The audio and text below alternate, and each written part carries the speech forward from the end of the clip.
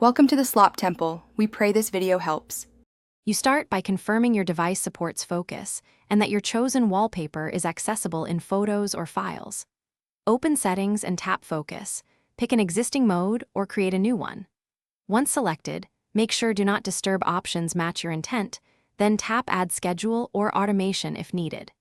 This immediate step sets the context for wallpaper changes tied to the focus mode, so the system knows when to swap images automatically.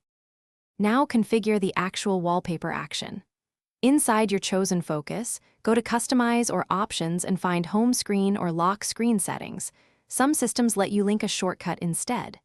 If using shortcuts, create an action that selects the image, sets it as Lock or Home Wallpaper, then add Activate Focus as the trigger.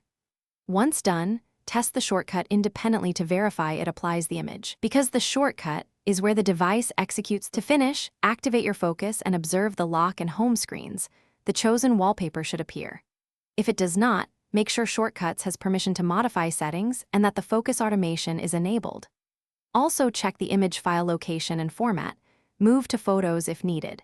If problems persist, restart the device and rerun the shortcut, because transient permission or cache issues often block the change.